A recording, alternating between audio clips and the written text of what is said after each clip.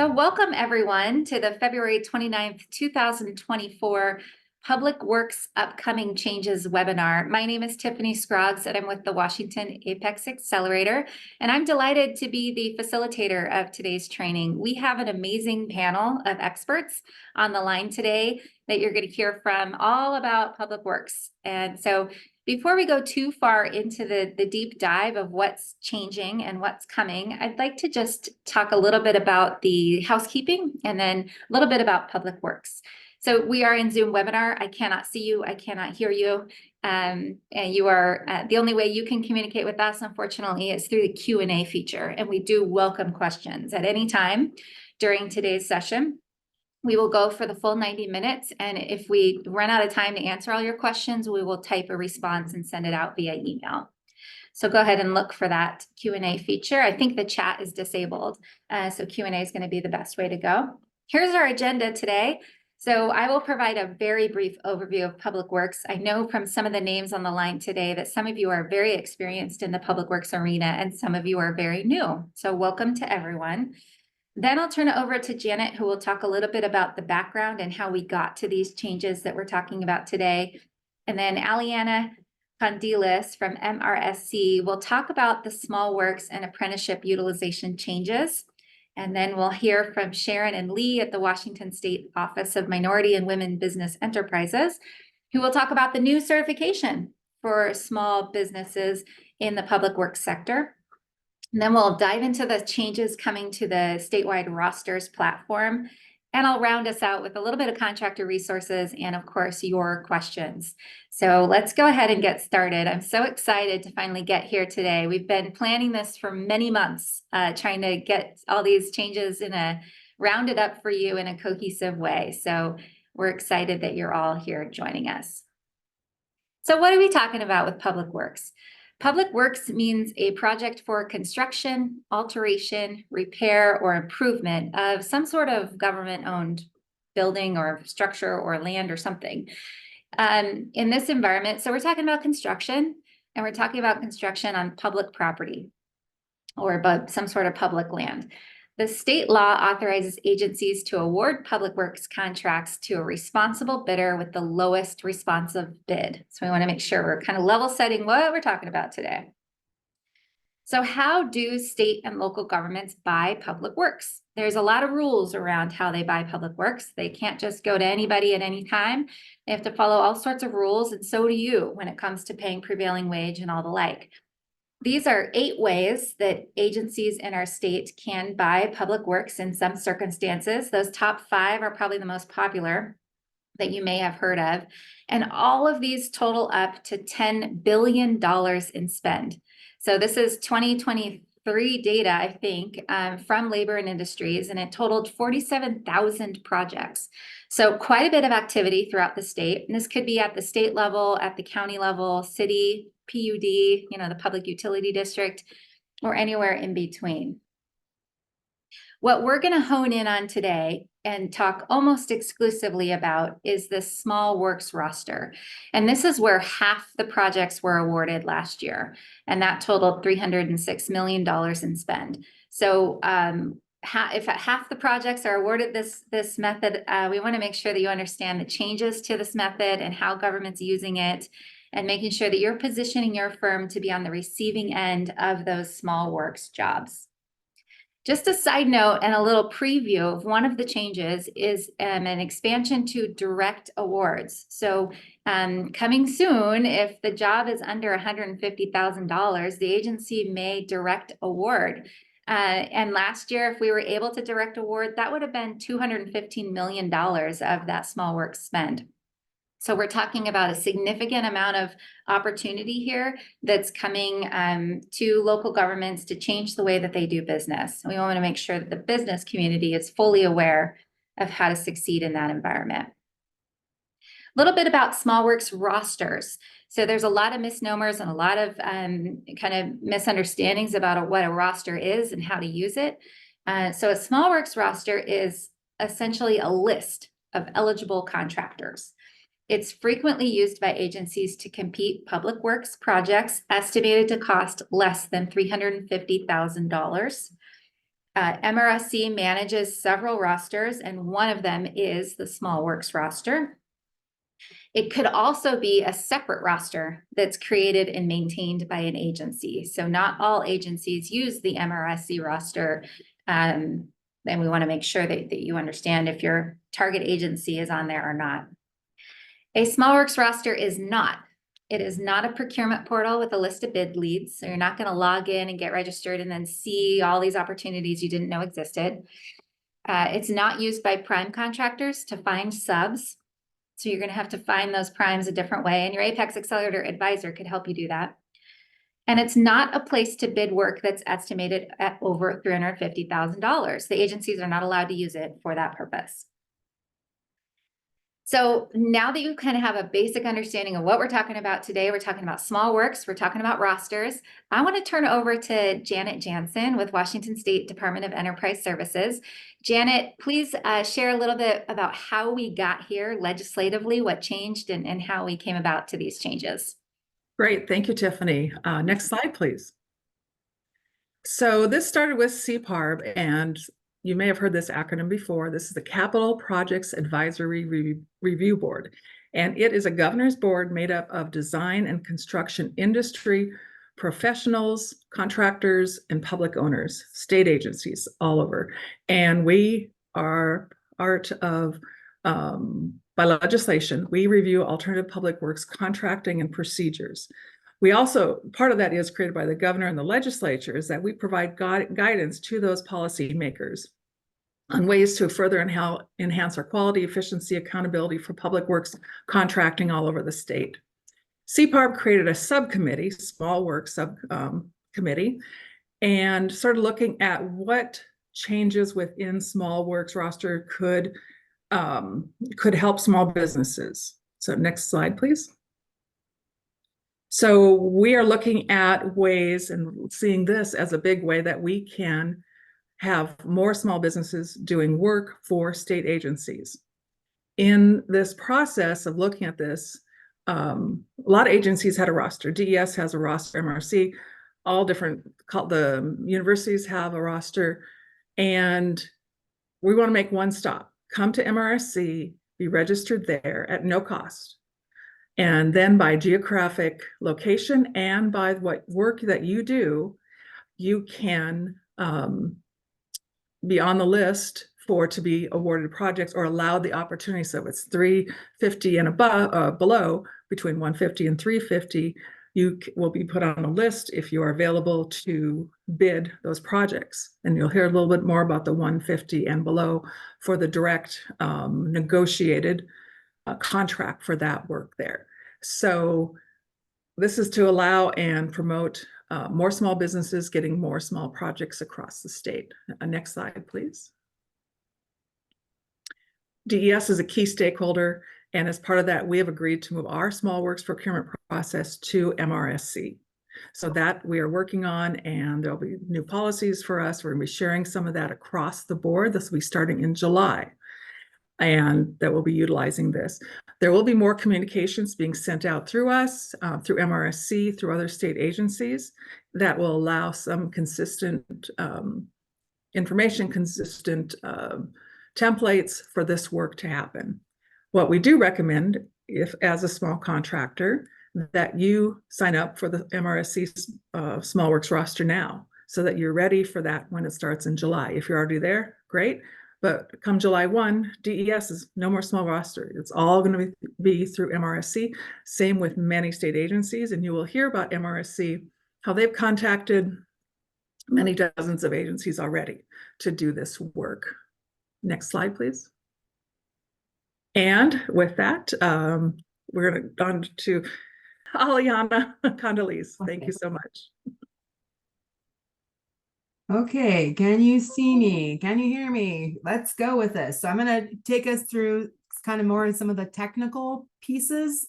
We've heard some great lead-ins with regards to what we're going to talk about. I'm going to throw you one little wrench though before we get into the details about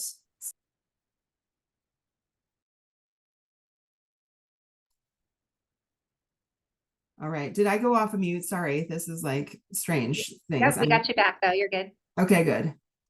Okay.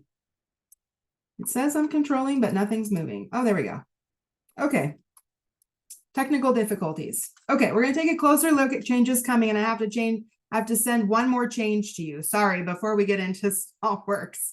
One other thing I want to highlight before we get too far into the weeds is I'm having problems moving. Sorry, here we go. Is apprenticeship. So I'm not sure how many of you are working on larger projects with state and public agencies, maybe $2 million or more, $1 million more. But we did have a change at the legislation with regards to apprenticeship utilization in projects. So I want to mention that before we get too far. And House Bill 1050, I know that we don't care about those things really, but it actually expanded this requirement. Prior to this legislation passing, very few owners in the state were using apprentices or required the use of apprentices on our public works projects.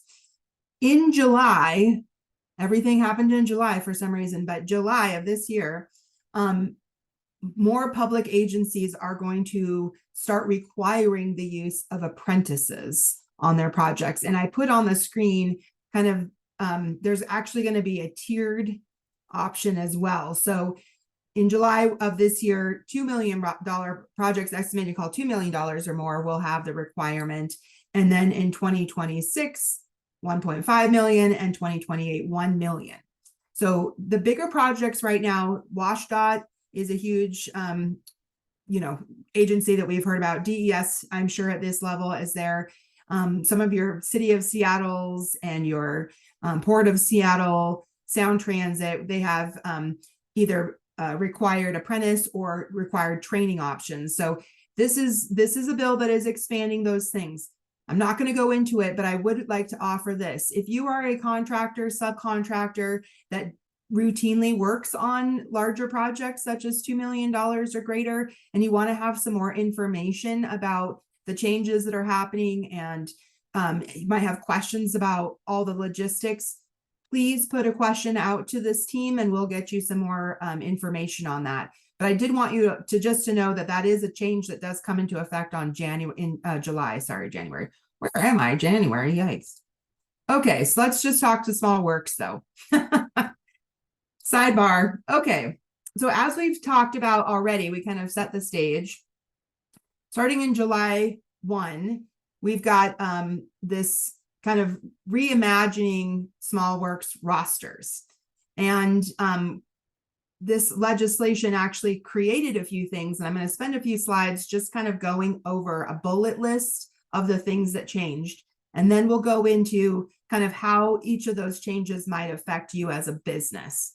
We're also going to, like we said before, I'm also going to show you a sneak preview. Actually, you're one of the very first groups to see a little bit of what the platform, the statewide platform, is actually going to look like. So one of the peek behind the window, you're going to be one of the first to kind of see and into that. So yes, this new legislation establishes an official statewide small works roster. MRSC has been actually in effect using kind of this statewide initiative for many years, but now it's official. Now we get to say we're officially the statewide roster. It does bring into a new type of small business certification for this initiative, and OMWBE, like we said in the agenda, is going to come and talk to us a little bit about it. I'm also going to go through in some of the windows to figure out where does this actually appear in the roster process. So don't worry, you'll get oriented to what are we doing with this new certification. We have been talking about one of the most exciting new pieces about this legislation is the option to direct contract in certain conditions. And again, I'm going to talk a little bit about that a little bit more on another couple slides. But really, it talks about transparency as well. We want to know what's going on. How many people are using this? Who's getting awards off this? So by effect, having a statewide roster with award and reporting data, then you have this window into how it's being used statewide. So that kind of makes that connection. Like Janet said, we're hoping that this statewide roster creates more of a one-stop shop, because I'm sure several of you are registered on many rosters. And so with the statewide roster becoming an official thing and more owners are actually coming to that roster platform, maybe there's less owners to be part of different sites or rosters. You're going to cover, I think there's like 650 owners and counting that use this roster. So one-stop shop. Again, we're trying to get you information about how it's being used, when it's being, the kind of what kinds of things are being awarded out of it, using these processes.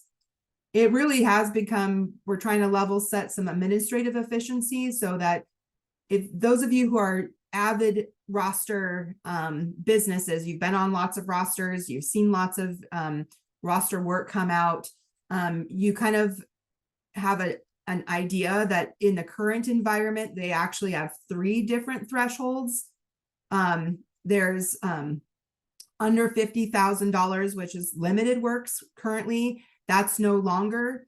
There is a kind of a middle section that's like 150 or a 50,000 to 150,000 or 250,000.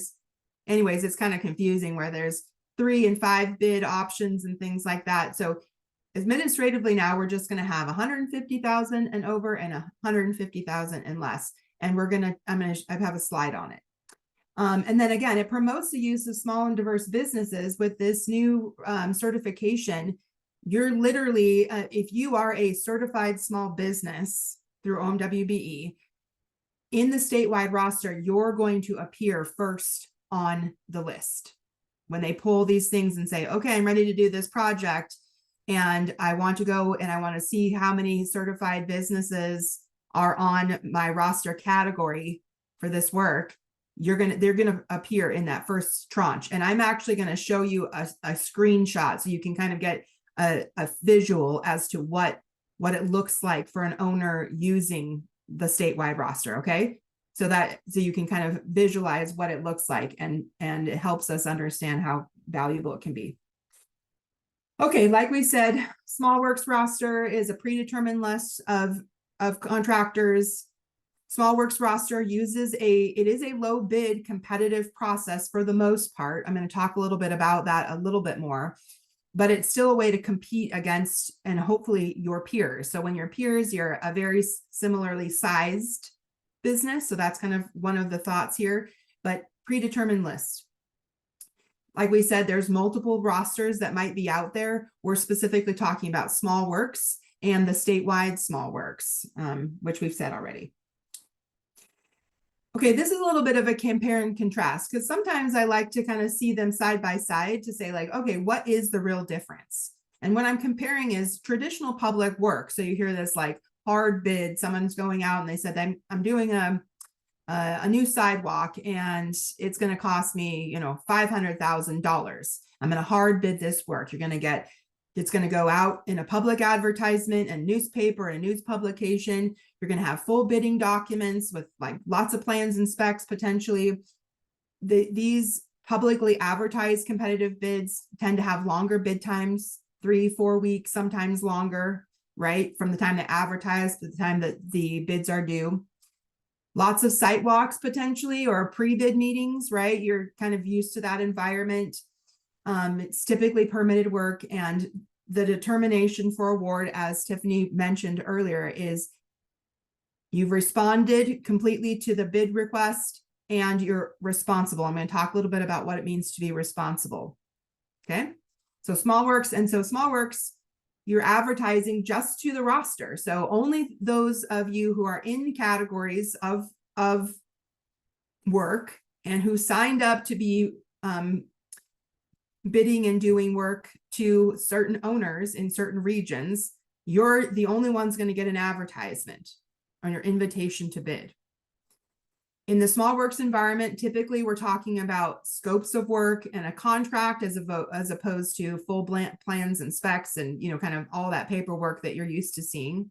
It is a competitive bid, but usually it's a shorter time frame, right? Usually it's a week or less, or sometimes it's a little bit more, but you know, it's not the same length as a traditional bid package. There's typically no site walks involved. I mean, there could be, but it's not as typical. It's still permitted work, and it's still, we can't give you a contract unless you're responsive and responsible. So the whole procurement process is very similar, but the types of things that you're getting to respond to and to bid on are smaller and slightly different. The packages are slightly different, if I can say it that way. There might be questions about that. So from a statewide perspective, so we talked about, yes, individual agencies could have their own small works roster, but we want to talk about the statewide roster specifically and what MRSC is kind of imagining how it's going to change, if it's going to change, kind of the way that it manages, administrates, and how we're kind of rethinking. Okay, so this is about like what's changing on the MRSC kind of front as we're transitioning to the statewide. So we have similar, and I'm going to show you a screenshot, but it's similar that when you hit MRSC's rosters, if the platform or the web page itself, you've probably seen this, you've probably used it, you're still going to have these three options: to sign up for small works, to sign up for consultant, or as a vendor for services and things like that. So still that kind of thing. So nothing really changes there, even though I said what changes. So many of you have seen this kind of landing page, right? This is MRSC's rosters, and you'll see these things. Oops, the circle is not really circling anything. The circle should be down. It now says Washington State Small Works Roster. It's not really, but yes. So this hopefully is a page that's familiar. Nothing's changing here. Once you get into this process for you've clicked small works, you're going to start a contact information, so that the status, there's a status, an application status bar at the top here, where each button is kind of walking you through your application process. So you're going to probably, this is very familiar, add your name, add your phone, your contact information. It's important that we be able to contact you. And we're going to ask you for your Unified Business Identifier, which is your UBI number, which is tracked. And I'm going to show you why this is important. So here you go, small works, we've said yes. Construction, building, renovation, remodeling, repair, improvement, right? I want to be part of those kind of projects. Something that is changing, if you've gone in and registered or updated your registration or account in Small Works Roster, is once you actually put your UBI number and you hit this portion, licensing portion of the application process, we're going to pull your statewide information, your state information, right? So if you're your contractor, you're registered, you're licensed as a general contractor, and L&I holds this data, Labor and Industries holds this data, that information is going to come on the screen. So and it's going to tell you, yep, here's all the state information. I'm also going to tell you this, so a sidebar. So this is a kind of maybe a nugget that maybe you knew about, but maybe not. But several businesses I've talked to, kind of asked me this question. Is like, well, I don't understand really, like, it's a low bin environment. So like, how do people see, like, how do they see the business? And it's true that it's in a very like paperwork, bureaucratic kind of process that we're required to follow as owners. We tend to kind of reduce our processes down to, steps and paperwork and numbers and things. And the reason why I want to tell you about this is how, in a public works competitive bidding environment, this is how owners are looking at you. Even if you have an application that says you're doing all these great work around for other owners, in the moment when a bid is coming in, when there is a single project that we're looking for, this is how owners see you. And I want to say that this is the L&I platform. The L&I has a contractor verification portal, and I'm putting this all on the screen just in case you've never actually gone and taken a look at how you appear in this piece. And have you ever Googled yourself? I know it's a scary thing, but sometimes you go and you're like, well, I gotta see what my business is or myself is. I'm like looking myself in Google and you're like, oh my gosh, I had no idea. Maybe you look really great. And that's like, but you know what I mean? This is a way that you can actually see how you're appearing and how you are looking to owners. And if you're bid ready, and award ready, this is where the owners are going to go to make sure that happens, right? This is also the window into what we are determining, or what we're calling a responsible contractor. So owners use this data to determine if you're responsible. So it's really key. And like I said, this is a public facing portal, and you as a business are free to look at it anytime. Okay, so I'm going to go through this and hopefully a little bit faster, but let's just say, so they go in, they go to L&I, they're verifying a contractor. See, this says they verify the tool, they put your name in or your UBI, and it splits out a list. Okay, this is also that they're looking for. So remember, we were talking about being registered and licensed. This is what they're looking. This is responsibility criteria now. They've put in your name, they see your UBI that comes up, they see that you're either a construction contractor, you're a plumbing contractor. There's several search tools that they can use, right? So it's a good thing. Go in there, make sure that you're coming across as accurate. Here's an example of an elevator contractor and an electrical contractor, because those are separate licensing. This is also what owners are looking for. So they're looking for this bar. If you're going down in the verify tool, it's a long list. It's kind of like a scrolling list on the screen. And they're looking for this juncture. It says public works requirements. Okay. So there's training, there's contractor rights, and there's not allowed to bid. So for some reason, if you have a judgment against you or some sort of violation against you in the L&I kind of environment, and L&I has said, nope, you can't bid, this is going to come up on this screen. And owners are going to go like, oh, I can't give you a contract. So it really is important that you're going into the L&I database yourself, searching for yourself, and making sure that all your information, scroll down the screen, right, is coming across as accurate. Because even see L&I put a little box here. L&I even tells the owners what they can do. Do you see this thing on the screen? What they can do. And if you click on that, it tells that the owner is told what type of work they're quote unquote licensed and registered to do. So it's important that you go in there and find out and make sure that you're registered and licensed the way you do business, right? And see that where it says active. So it meets current requirements. We're ready to go. Make sense? Sorry, I'm kind of going through. If you've never, it's kind of eye-opening, right? If you've never done that, it's an opportunity to do that now. It's been that way for a while, but going back to the statewide registration, statewide process, if there is a issue with your state pieces, remember I just said clear that up, but if there is an issue, the statewide platform now will say, oops, there's a problem. We need you to contact L&I and clear that problem up, whatever it may be.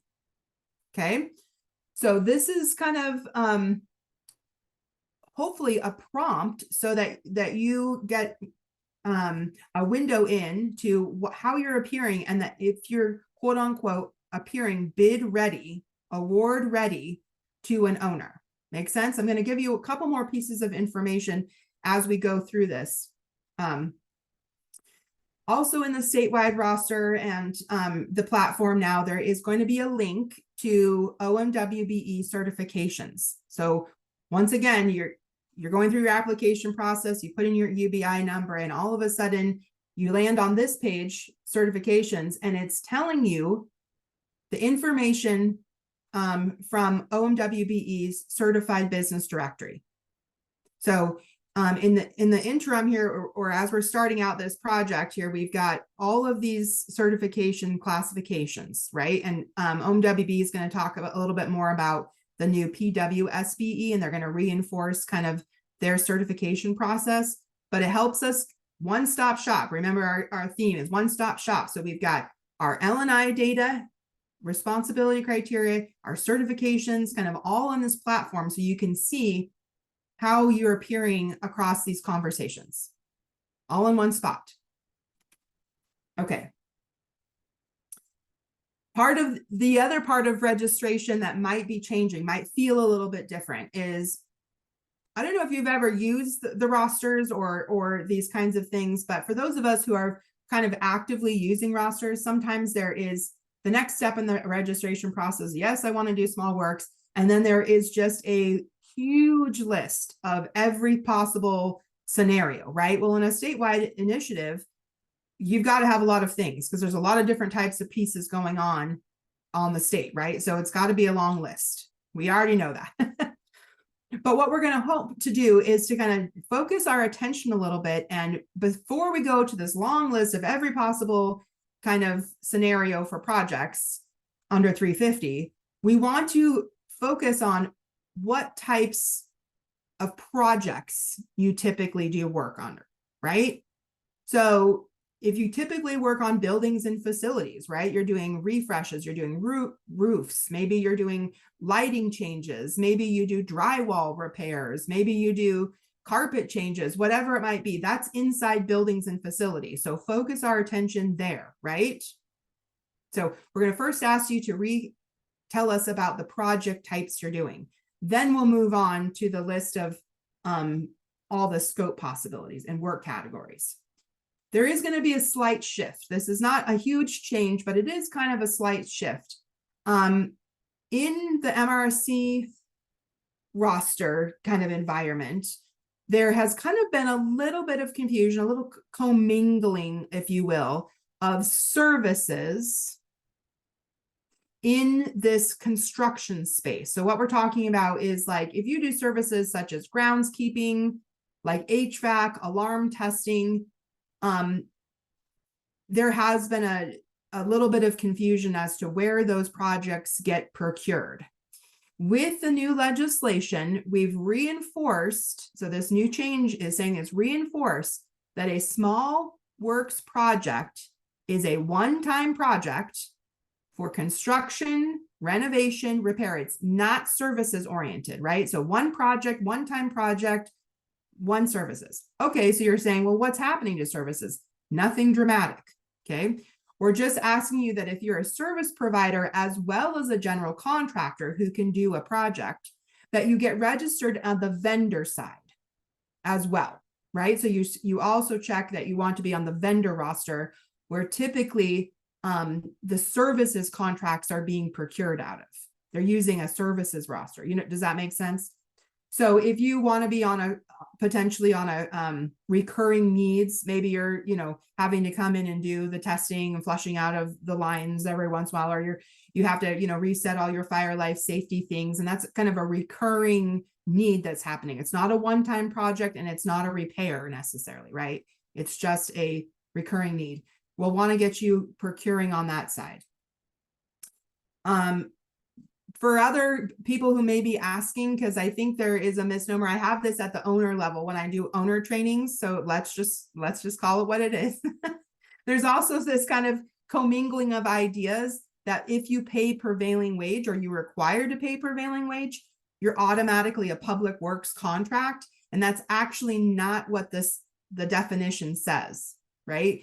Because you have to pay prevailing wage on a number of different work categories, classifications of work. That doesn't really have to do with the scope and nature of the contract. Does that make sense? So you could have to pay prevailing wage to your janitor. Janitor is, or your service provider to do, cleaning or tree trimming. That's a classification that you have to pay the prevailing wage. But if it's not a one-time project to make an improvement or do a construction, you only have to pay the prevailing wage that goes up once a year. And it's like you have different reporting requirements and things like that. On a public works projects, you have to send certified payrolls, these kinds of things. So it's important for us to remember that there's different types of projects, different types of contracts, different types of processes that still require us to pay prevailing wage. That's a separate conversation. If you have more questions about prevailing wage, we definitely have some help there too. But I'm just wanting to make that there's no big changes. It's just if you're a service provider and a general contractor, let's get on the vendor roster and be on small works. Make sense? Okay, then we kind of talk about this thing. Okay, you've said we've selected our project types and our services. We're back into the application process. See my bar at the top. We're gonna do it by counties right now. So you're also gonna say, hey, I want to work with my owners in this in perceived thing. It's Adams County. I'm not sure how many our workers in Adams County, but we say county. So you can either say by all that county, or you can do the drop down caret menu and it tells you which owners in Adams County are participating in the statewide roster. So they're saying that they're going to use the statewide roster for their small projects, right? So things I want you to think about right now. Just put a little seed here, and I will get to the end of the conversation, I promise. But you want to be thoughtful and intentional about which owners you really want to work for. It actually kind of works against the system, honestly, if you go and select every service, every project type, and every owner. And you're saying, well, why? So here's something to think about.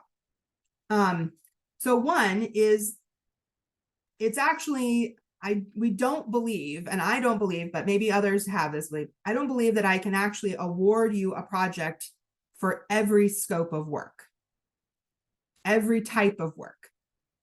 Typically, typically when we talk about it, if I'm the owner, I do concrete work, reinforced concrete work on sidewalks. I don't typically do concrete work on concrete countertops inside buildings, just because I do concrete. Maybe you do, but let's make sure. So it actually doesn't help. And if you're saying I do everything to every owner, it goes back to a comment that Tiffany made early on to kind of orient us to. It doesn't mean you're going to get more opportunities to do work because you've checked everything. This is not a place where you can understand what's going to bid. And I'm going to give you some tips on how you do understand that. But so think about very specifically, what owners do I want to do work in? And maybe it is like 2-3 counties, and you want to stay in those county areas. Maybe it is about the type of work, but it actually works in your favor if you're very intentional about, I want to do these types of projects with these types of owners, because then the list, when the owners go in there and see who's ready to do work, the list is manageable. There's 10 people on this list because everybody's thought about very, very specifically, I want to do these projects in these counties with these owners, right? And so you're only competing with other businesses that have said the same thing. Only these projects, only these people, only these owners, right? Makes sense? So it helps us narrow our list to things that are manageable, because we only want to compete with a smaller set of owners. It's a focused bid pool. It's a focused roster. So let's all be focused. The theme for the day, let's all be focused. Okay, sorry. Last page. Again, this is just so you can kind of get your first look at what size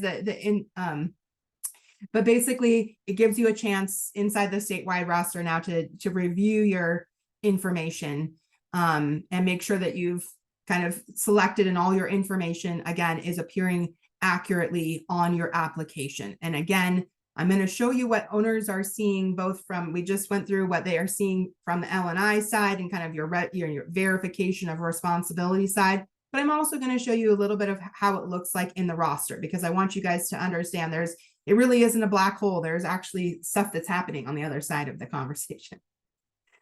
So guess what? Here's the sneak peek, right? So on the statewide roster, you're going to say, well, how many have had the experience where you're like, I've been registered on this roster for so long and I've never gotten called. I've never gotten an opportunity. Or maybe you're saying the same thing or the opposite, and that is I'm on the roster and I get lots of invitations all the time and it doesn't seem anything that I can do. Right? So maybe you're having an experience on one of those two extremes. But again, it goes back to if we're intentional and thoughtful and focused on what kind of projects we want to do with what kinds of owners, I'm going to show you why it becomes a little bit more practical for you to get more opportunities that fit right within your wheelhouse. Okay, so this is, fast forward a little bit. So inside the state, this is one of the screenshots, kind of. It's in early development, so you aren't getting the full picture, but one of the screenshots for owners, they've gone in and they've said, okay, I have a roofing project that I'm ready to go. We think our budget is $150,000. And I'm going to go in, I'm going to start my statewide platform roster process to get a list of businesses who have said they do roofs with either me as an owner or in my county. Okay. So they go in and they actually start this process and they hit a button that says list of businesses. This is their project specific solicitation list or roster list for this project, for that project that they're doing. Okay. And so what they're seeing now is going to be a list of businesses. And here, remember, I told you I'm going to tell you why it's going to be important to be certified. This is the list that they see. Okay. So what you're seeing is the top part of this list is certified businesses. There's a demarcation in there, right? Where it says all these businesses in the top half are certified firms. So you're literally at the top of the list. All the businesses at the bottom half of this list are not certified.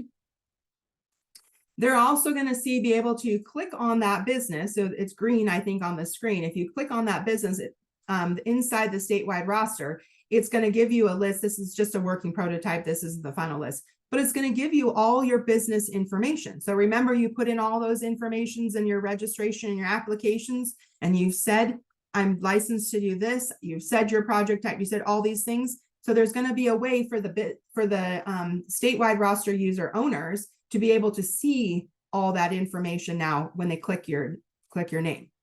So that's why it's I wanted to give you that little insight, because this is this is how you appear to them. And in a competitive bid situation, all they kind of have is your business information, your license information, and then how you respond to their invitation, so that they have a responsive element, right? That they're going to look at what you've bid, what you've proposed, what you've quoted. But I wanted to show you, this is why it's important that if you are certified or eligible to be certified, that it will really increase the chances of us being able to look at the list in a very focused manner if you're appearing as in this, in your solicitation readiness list as a certified business. Okay, we're going to get to OMWBE in a second here, but I wanted to kind of talk a little bit through this concept of direct contracting. Everybody wants to know, and honestly, on where we're hitting the streets with the owners as well, the public agencies, everybody's in the same boat. They're like, we want to know, what's this direct contracting about? So I'm going to try to break it down in kind of something that's understandable. It is a little bit more confusing than I think it needs to be, but let's go through. So again, when an owner has a project, a public agency has a project, let's take roofing again. And our estimate for roofing this time is, $50,000. So it's a $50,000 roof replacement. So they said, oh, I am an owner who has opted to use direct contracting when I can.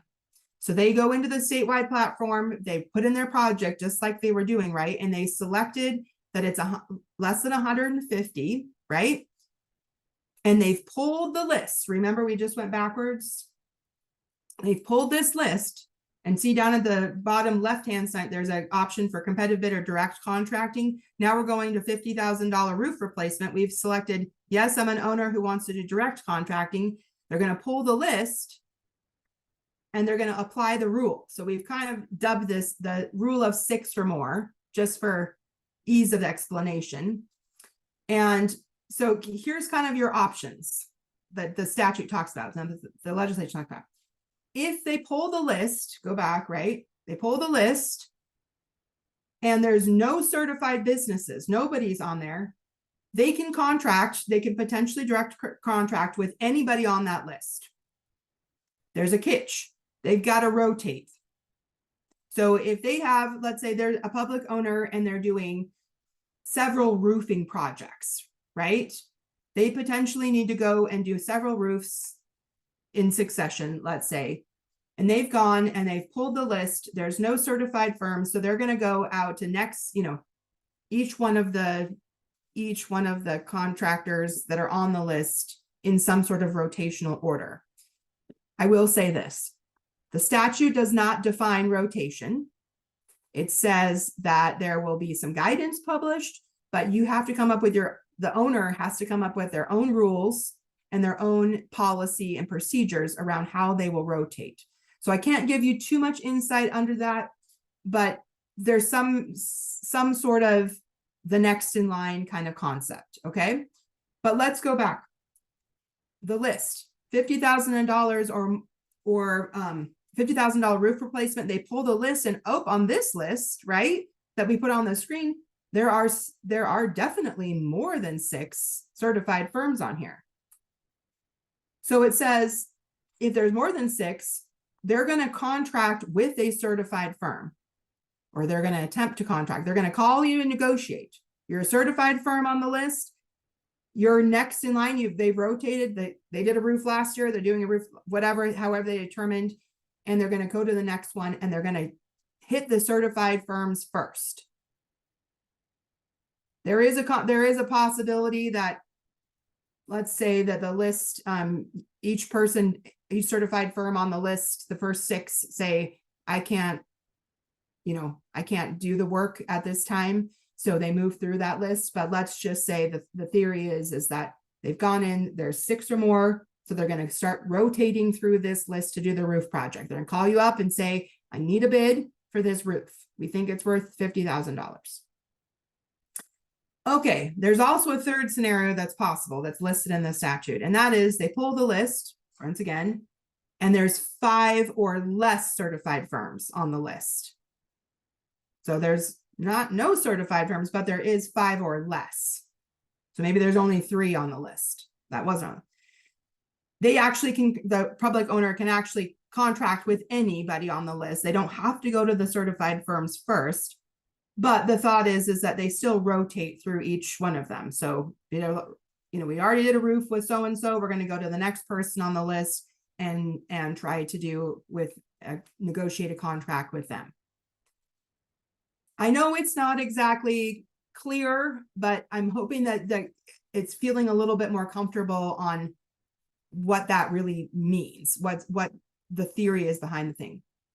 I'm going to pause now and I'm going to turn it over to OMWBE because, again, hopefully we're seeing a little bit more about how important it is and how beneficial it can be to be certified in this environment. Sharon, Lee? Thank you so much, Aliana. I really appreciate that thorough presentation. And we are here to talk about our new Public Works Small Business Enterprise certification. Thank you. My name is Sharon Harvey. I am the Acting Director of Policy and the lead on this implementation, this Senate Bill 5268 implementation, and I am co-presenting today with Lee Lim. And Lee Lim is our Public Works Small Business Enterprise Supervisor.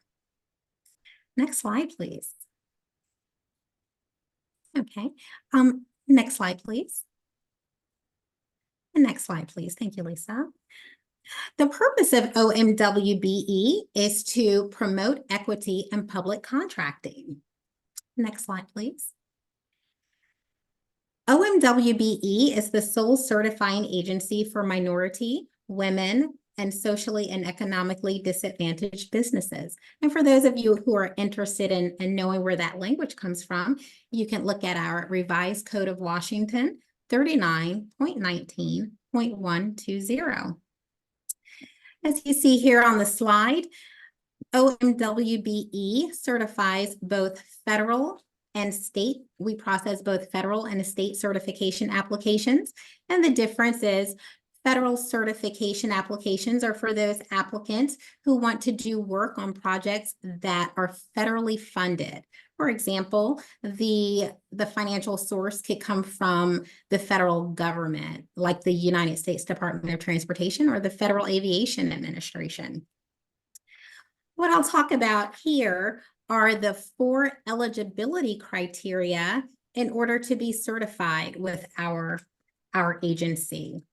Therefore, the first, the applicant owner must show that they have control over the business, and control must be actual.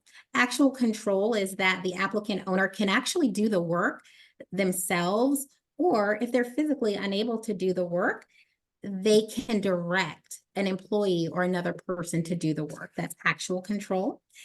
And they must have legal control. That means that the applicant owner must have the highest office. And if they have a board of directors, that applicant owner must be the president, not the secretary. They must show control. Ownership is a second requirement. And with ownership, that means that the applicant owner must have real, substantial, and continuing ownership going beyond a mere formality. So it has to be real. Next, or third, business size. So an applicant owner's business must meet the size standard, and that is average gross receipts over a period of 3 years must be equal or less than $30.4 million. So the average gross receipts over a 3-year period must be equal to or less than $30.4 million. And last, and certainly not least, and what impacts us today, is the group membership requirement. Group membership, the applicant owner must be economically disadvantaged, and that means that they have a personal net worth less than $1.32 million. And for most of our certifications, the applicant owner must be socially disadvantaged. And an example of social disadvantage would be someone under a protected class, like an African American or a woman, and we have rules that list that. What's unique and exciting about today is that our new Public Works Small Business Enterprise certification does not require social disadvantage. This is what is unique and new about this certification. It is a state certification. Want to be clear about that. It is not federal. And so it pretty much will mirror our federal certification known as Small Business Enterprise, which also does not require social disadvantage. We call these programs race and gender neutral. So our Public Works Small Business Enterprise is a state certification that is race and gender neutral. Thank you. So as mentioned, this new certification, it follows the same criteria as our other state certifications, except as race and gender neutral. And also it deals with the area of public works. And Aliana explained what public works were previously, but it means all work, construction, alteration, repair. Examples will be public buildings and infrastructure. Thank you. Next slide, please. Now, Lee Lim, I think we're missing a slide. Can we go back just one, Lisa, please? Okay, never mind. Okay, thank you so much. Now Lee Lim will present on the balance of the presentation. Thank you. Hi, everyone. So why get certified? So what Eliana had said was, if you're planning on working for state agencies, local government, school districts, and public universities, and to get on the roster, you want to probably get certified for the Public Works Small Business Enterprises. And again, the direct contract opportunity within the public works small business enterprises with state agencies and local governments. In addition to that, some private companies also use OMWBE certified businesses to fulfill their supplier diversity goals. Next slide, please. So the benefits of being certified, increasing your visibilities through important databases for certified businesses and active bids throughout the state, including webs. You are also listed on the OMWBE's public directory. And again, you'll have the opportunity to direct contract once you meet the rule of 6 within the roster. And small businesses, you'll also receive small business support services to navigate your certification. Another benefit of this would be you'll be able to use the R logo on your business websites and ultimately grow your business. Next slide, please.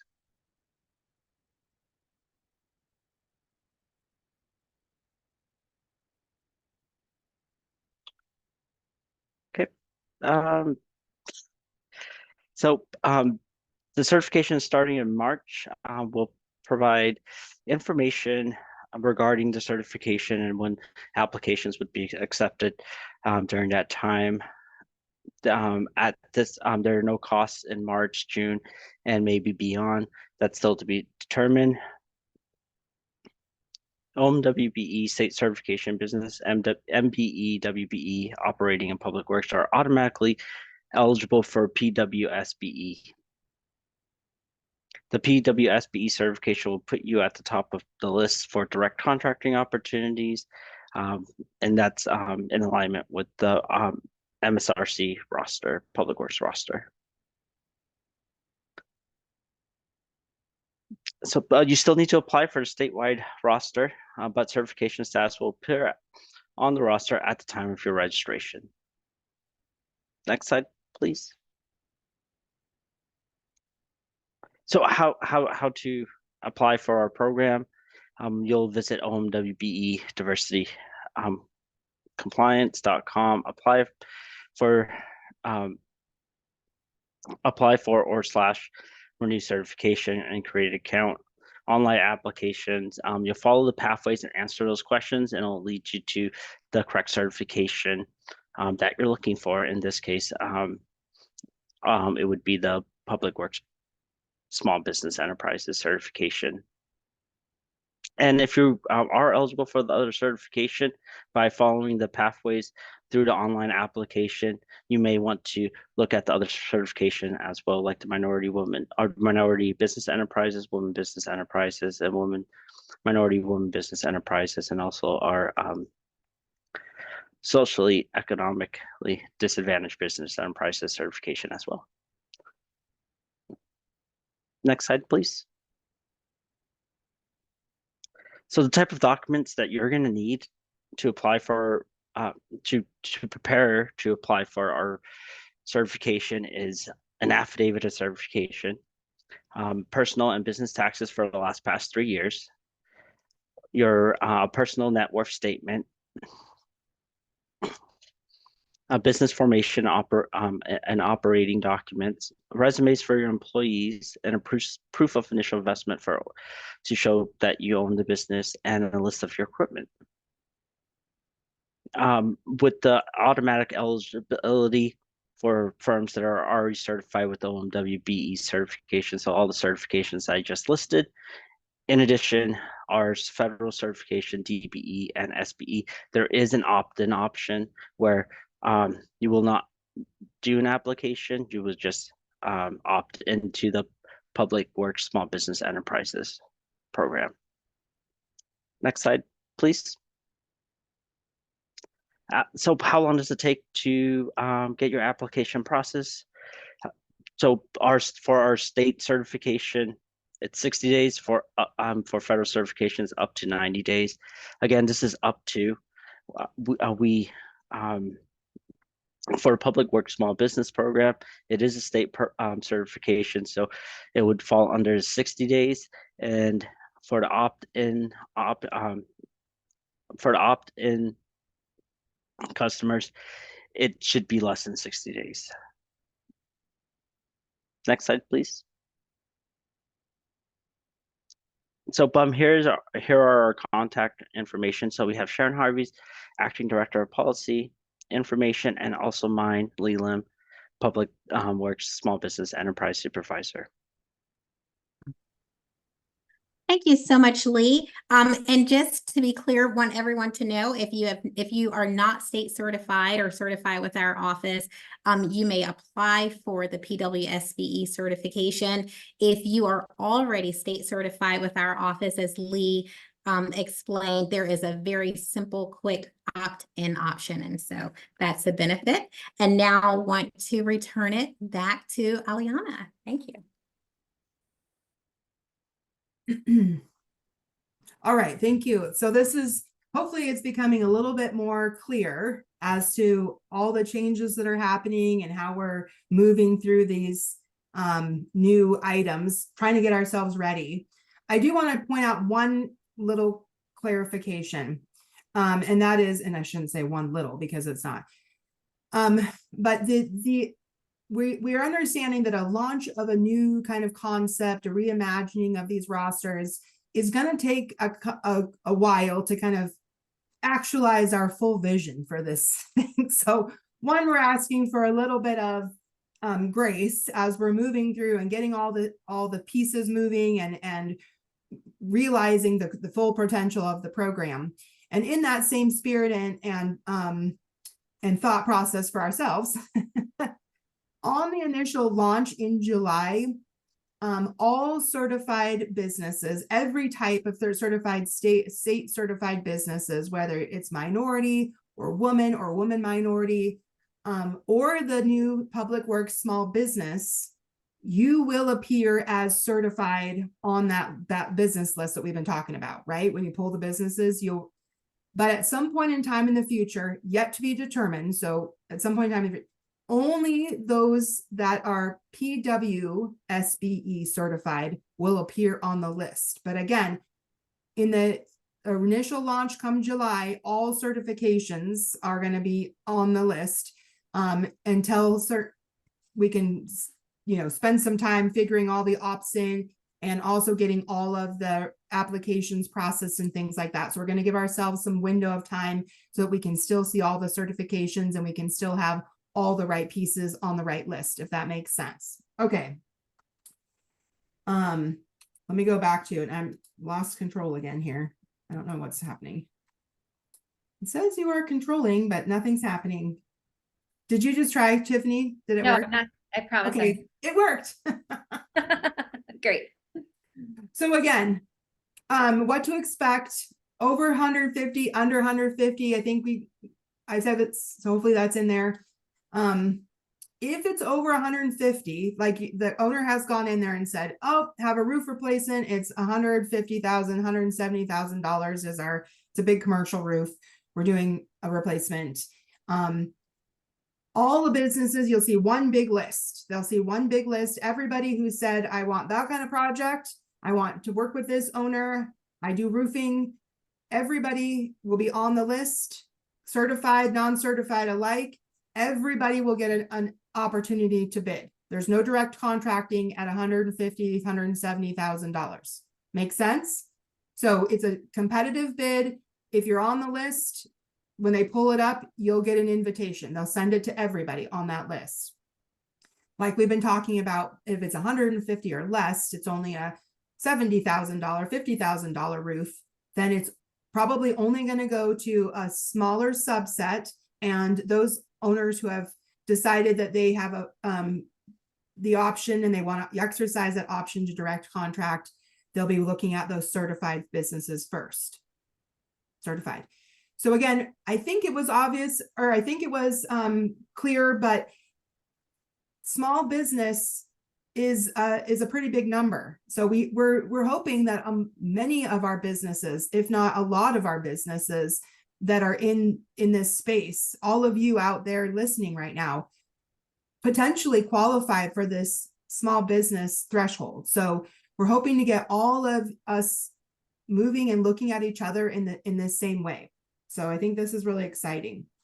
Okay, here's the list I was just talking about. So over 150, all of them will come in a list, right? All of you will be on a list, but we're still going to say who's certified and who's not, but it's just going to be one big list and everybody gets an invitation.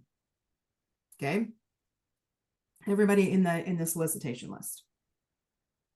Other good thing about the statewide roster is we were talking about, we want to get more information out there in a more accessible manner. So we're hoping that everybody who's using the statewide roster, and that hopefully there's a lot of us, right? A lot of owners across there, a lot of businesses. There's going to be a data center, basically a data set that you can access anytime. Anybody can access. It's public facing.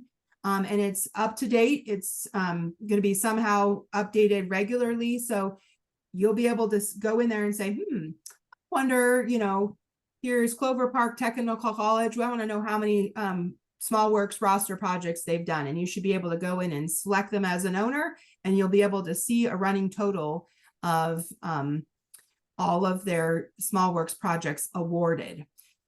Other cool features about this is that you'll also be able to see in the award kind of a column, they only awarded this dollar amount, but if you click down the little caret at the top of the thing in that project, you should also be able to see all the bids that they received for it. Okay.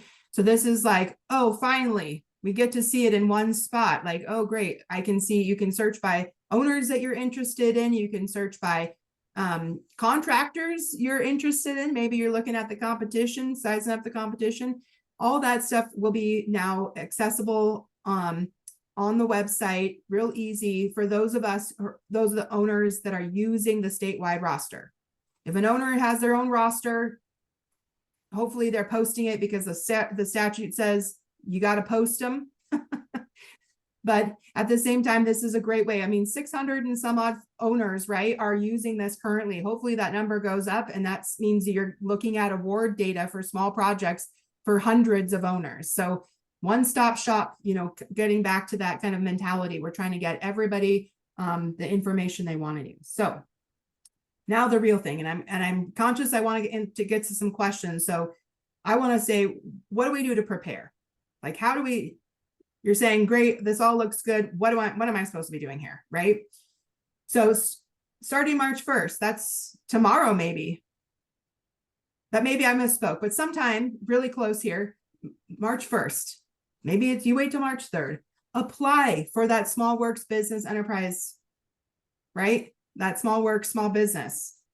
Start that application process. We'd love to see you complete that process. Take advantage of being kind of first in the gate, no fees, and the process will probably go a lot faster at the beginning. Who knows?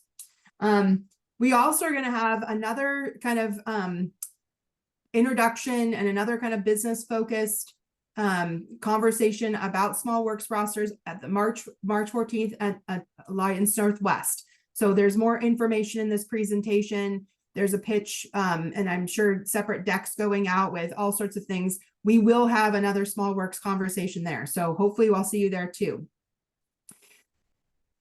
In May, you can go now. It doesn't have to be in May. And I kind of put May as kind of a good a starting point, but get in on the MRSC's roster. Go and click in, start getting your information in there. And if you haven't registered already, and when it does become more and more apparent that the new platform is out there ready and functioning, go and check your information, update your status, reconfirm your scopes of work, categories that you want to do, the owners that you want to work with.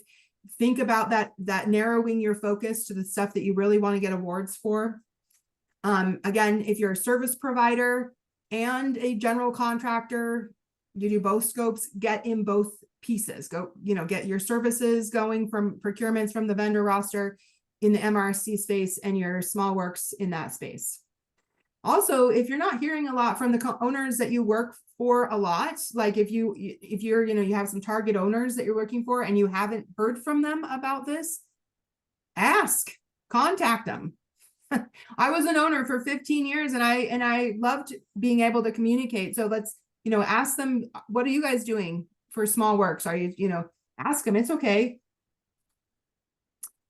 Okay, so I want to run through a couple of maybe tips, if you will, not foolproof plans, but maybe some things to think about how to maximize your placement on the small works roster. I kind of already mentioned that especially in a statewide environment, right? You go through this application process, great. And then what happens? You don't see what happens behind the scene. You don't see what owners really use them and how often they use them. You're going to have a little bit of a sense now that you're going to see the reporting data for awards and things. But for the most part, right, you're sitting on there. So a couple of things in this conversation of being bid ready, being ready for the call, ready for the invitation. Regularly check how you appear. How am I appearing to owners? This goes for the same from small works to regular public works. For alternative public works, any sort of public works platform, they use the same information, the same portal in L&I, we showed it on the screen. So it is a really good business practice to regularly check how you're appearing to owners as a contractor, keeping your taxes current, resolve any inquiries from L&I quickly so that there's no like weird things that appear. Don't let licensing and registrations lapse, thinking that, like keep them up to date and pay the correct wage every time. Keep out of these things. Keep them really fresh, everything active and everything looking as it should be in those portals. Again, other things to maximize your placement on the rosters is apply or re-register, register for only the project types and categories that in the work that you can be awarded. Again, this is not a good place to hear about all the different things that owners might be doing, but really be focused, because you want others to also be focused so that when that list gets created, it is just your direct competition that we all can award that work, right? And do those, all the roofers, right? If you're a roofer or drywaller or whatever it is, it's all drywallers who work for these. So it's your direct competition for that owner, right? So I talked a little about roofing, and flooring is the same thing. But if you're a flooring contractor and you like to go around and do these refreshes, apply for building and facility types. We talked about that. And then apply for flooring scope categories. Okay. Again, how to maximize placement on the small works roster. This is outside things. Up and coming bids list. Like everybody wants to know, how do I find out what's up and coming? If I'm not using the roster, where is it coming? So most owners, I put DESs up here, but most owners actually maintain an up and coming bids list. This is probably one of the things that Tiffany and her group are constantly trying to get connections to. So they're reaching out to owners constantly to get their up and coming bids list. So you can see in this case, DES has a link to a bid calendar so that they're showing you what things are happening on what dates. This shouldn't be changing. I should point out one quick clarification too, and now I should have done it on the other thing. The actual procurement, it's not a procurement portal. The statewide roster is not a procurement portal. Remember, it was just a list of roster. The actual procurement occurs, the bidding occurs in that agency's procurement environment. So a lot of owners nowadays are using procurement portals, right?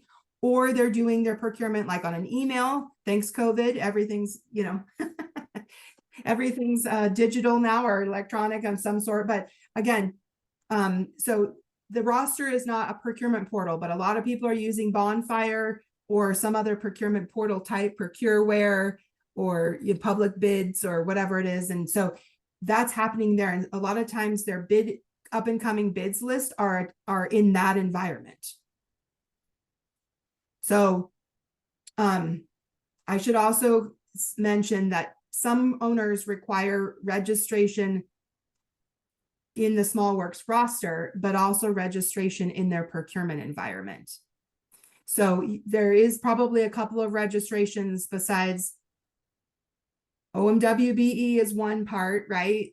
The MRSC's roster is one part, and the procurement side might be another part. So three different ways. Yes, we haven't really improved that much, but in that space, but it's good to call those out, right? Make sure that you get in each of those environments the way that it looks like. Take advantage of accessible data. And I'm going to say this is true actually for any public works environment. I just picking on Grant County, so I'm not really sure if anybody works for Grant County, but many owners actually publish their bid data, planned work and awarded work. Sometimes it takes a few clicks. I'm trying to get that changed, but in the most part, this was a 2-click for me in Grant County. And why is this important? You're trying to predict, I think, from your own business experience, how probable, how often, what owners are doing, right? And so they tend to be creatures of habits, if we can be honest. And so they tend to have a way that they're doing these their work. So it's a good way to look at what they've done in the past and what they've got planned, right? And marry those two up so that you're doing. Okay, one more thing. Contractor resources. I think I'm going back to Tiffany for that one. Yeah, thank you very much. And this will take no time at all, and then we'll hop over to the questions. The first question, to give Lee and Sharon a heads up, is related to the size standard. So what does it mean to be a small business? But before I let them answer that, I wanted to just bring your attention to the slide deck links here. These are some more resources for you. So the Washington Apex Accelerator exists to help you navigate all of this. We have advisors across the state that can meet with you one-on-one and talk about how to position your firm for success in the public sector marketplaces. So take advantage of that no-cost advising, and then links to the other folks that were on the line today and helped with this training. And then L&I, Labor and Industries, submitted a whole bunch of information related to contractor overviews and all sorts of things. So those links are all there available for you as a takeaway. Just a pitch for L&I contractor training days. These are fantastic days if you can spend the time training yourself up on all things contracting and all things L&I. And they have quite a few all across the state, so take advantage of those. They're pretty well attended and pretty well done. The Apex Accelerator also has a crazy amount of events. This is March. So these are events that we're participating in the month of March. Alliance Northwest is highlighted there in the blue on March 14th. And then we also have kind of how to make the most of the Alliance event on March 7th. And I'm going to put into the chat. Oh, sorry. One more thing, the call to action. So go ahead and start the application, get registered, check L&I. I think we already talked a little bit about kind of your next steps here. And before we turn it over to Lee and Sharon to answer that first question, I am going to put into the chat here a link for $20 off the registration of Alliance Northwest. We do hope that you come. Over 40 agencies will be in attendance and dozens of prime contractors who are eagerly looking for small business subs. So in addition to meeting and making those connections, you can also attend the breakout sessions and learn a bit there. We'll have a delicious lunch and breakfast, and it will be a great day. So watch for that $20 off link here momentarily. And now I'm going to go ahead and stop sharing my screen. And if all of our Q&A panelists want to come on in here and show your faces. This did take a team to get this new legislation implemented. So first question, Sharon and Lee, what is a small business? I can answer that. Yep, Or right, if Sharon, if you want to answer it, you can. Lee, please. Okay, so a small business for the certification means that you meet the small business administration business size, and so there's the statute. The cap is 30.4 million, and we use the last three, the average of the last three business tax returns to determine your average gross receipts. And in addition to that, the other component is if you are economically disadvantaged and have a personal net worth of less than 1.32 million and not have the ability to accumulate substantial wealth. So your gross adjusted income cannot be on average higher than $350,000 per year, or have total assets of 6 million or more. Great.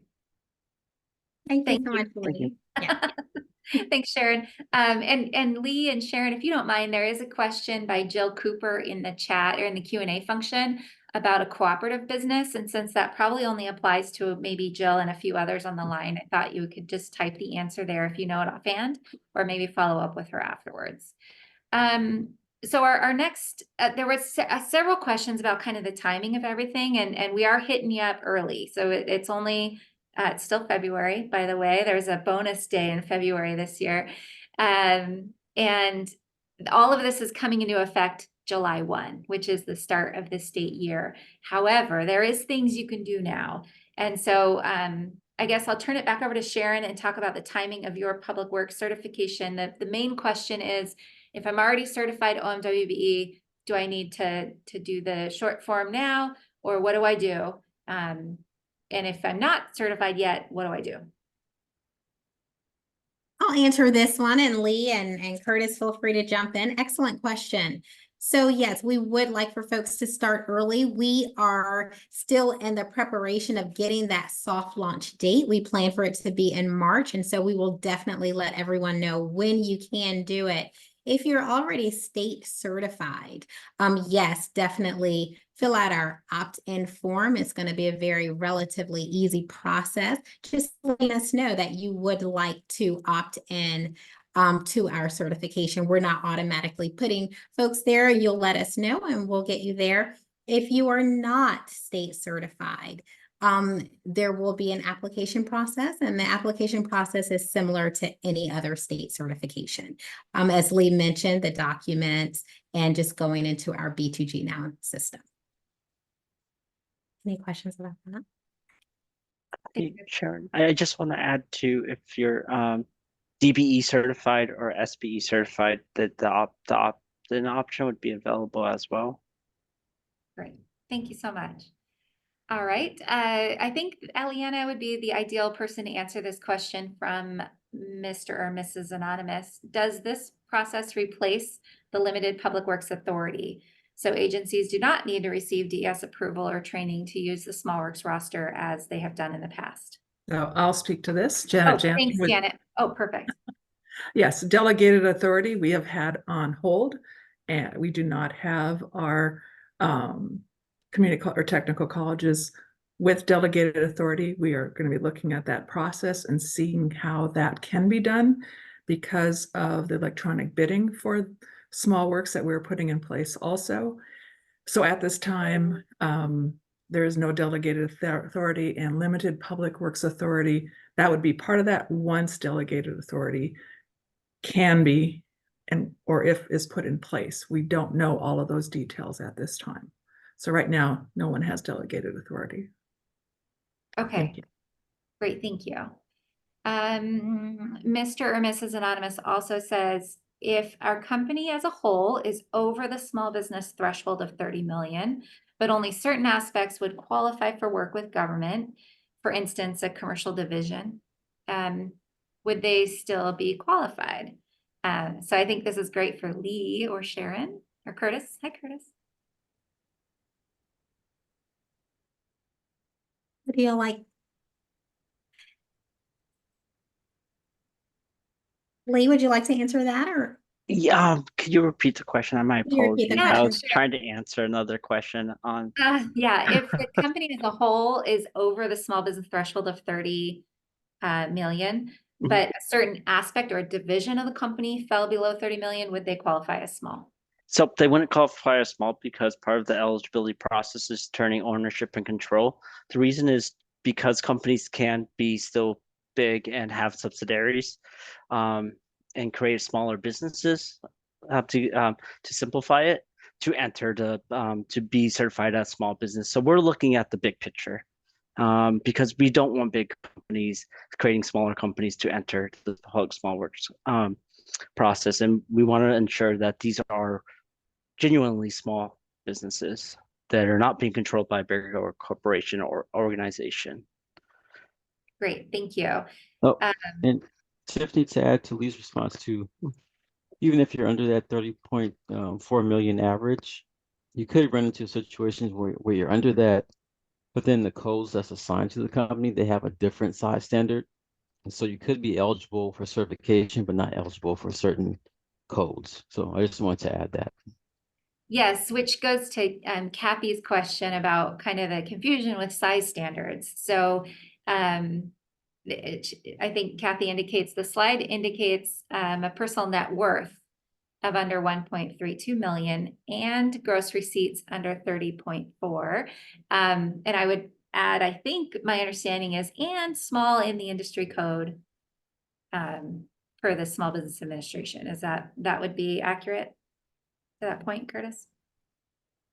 That would be accurate. And some of the codes are based off of the gross receipts of the business, and some of them are based off of the company size, or number of employees, I should say. Right. Yeah.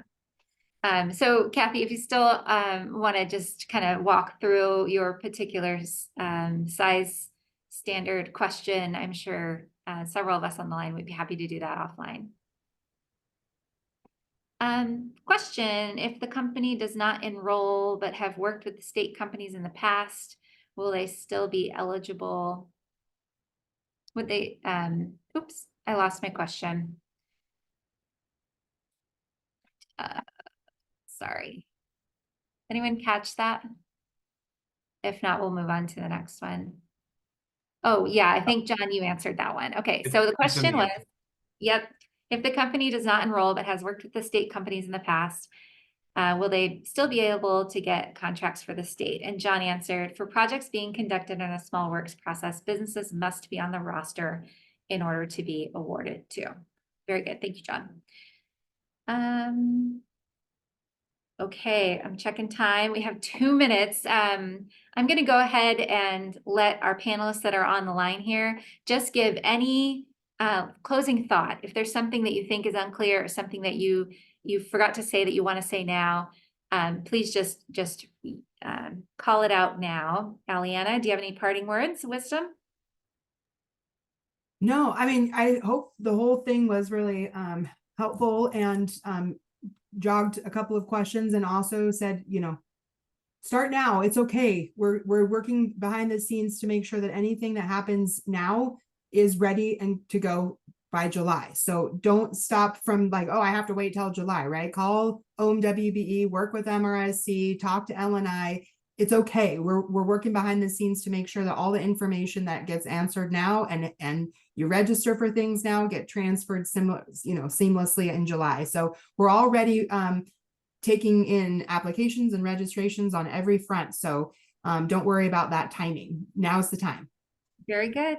And if you joined us late or you want to refresh and hear it all over again, we are going to be posting this by tomorrow morning at 9 a.m. And I'll go ahead and put the link in there in the chat. With that, any other parting words from our panelists? Oh, sorry, Janet, please. No, if you are a state agency that works with DES, please contact your project manager. Not everything is ready to go yet on this July 1, but you'll still be working with your project manager for the work in small works. Thank you. Thank you, Janet. At OMWBE, we encourage everyone who is interested to get certified with our new PWSBE certification. It's a wonderful opportunity, and feel free to call either me or Lee and in the office, and we'll help get you set up. Excellent. Well, thank you to all the panelists here today, and thank you to Labor and Industries who helped in the background. And we are officially adjourned. You will get a copy of these slide decks and a copy of the written questions that we didn't get a chance to answer. So thank you, everybody.